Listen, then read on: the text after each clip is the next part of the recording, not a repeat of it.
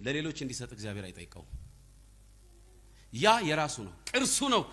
ወደ ሰማይ ስንሄድ የምናተርፈውና ጥለነው የማንሄደው ሌላው ሁሉ ስንተው ይዘነው የምንሄደው በዝማሬ ጸጋ ስጦታ የምንዘምርበትን አገልግሎትና በህይወታችን የተለማመርነውን የክርስቶስን ባህሪ እሱን ነው አትርፈን ከምድር የምንሄደው።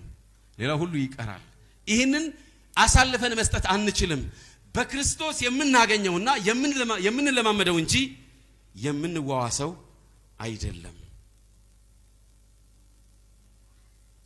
ወንድሞቼና እህቶቼ ሐሳቤን ማፍጠን ይኖርብኛል። እቀጥላለሁ። ዘይቱን ፍለጋ እነዚህ ሴቶች ሊገዙ ሄዱ ይላል። እንዴ በነገራችን ላይ ባህሪ የሚሸጥም የሚገዛም አይደለም።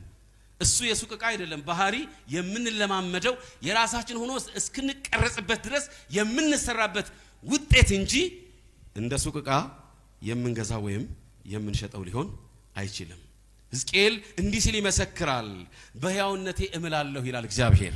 በሕያውነቴ እምላለሁ ይላል ጌታ እግዚአብሔር። ዳንኤል እንዲሁም ደግሞ ኢዮብ በምድሪቱ ቢኖርባት እንኳን በጽድቃቸው ራሳቸውን ብቻ ያድናሉ እንጂ ሴትና ወንድ ልጆቻቸውን አያድኑም ተብሎ ተጽፏል። ስለዚህ የጽድቅ ስራቸው የራሳቸው ባህሪ ራሳቸውን ብቻ ያድናል እንጂ ልጆቻቸውን እንኳን ሊያድን ሊታደግ አይችልም። አዎ እንግዲህ የእውነት ዕውቀት ጥቅሱን መናገር ፈልጋለሁ። ሕዝቅኤል 14:20 ነው አሁን የተናገርኩት። አምስቱ ሰነፈ ሴቶች ግብዞች አይደሉም። ሌላው በጣም የሚገርም ነው። እነዚህ ሴቶች ግብዞች አይደሉም። ምኖች ናቸው? እነዚህ ሴቶች ይልቁንም ለእውነት ትልቅ ስፍራ የሚሰጡና በእውነት ዕውቀት የሚደሰቱ እውነትን ለማያምኑ ሁሉ የሆነ መስህብነት ያላቸው ናቸው። በእውነት ዕውቀት የሚደሰቱ ናቸው። መስህብነት ያላቸው ናቸው ለሚመለከታቸው ሰዎች።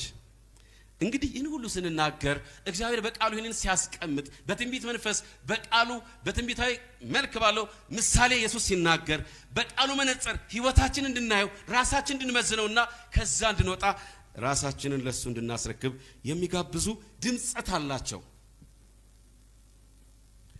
ታዲያ ወንድሞቼና እህቶቼ የእውነት ዕውቀት ያለ መንፈስ ቅዱስ ምንም አያደርግም።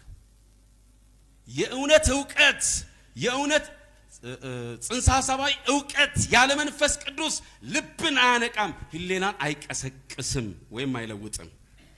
እንዲህ ይላል፣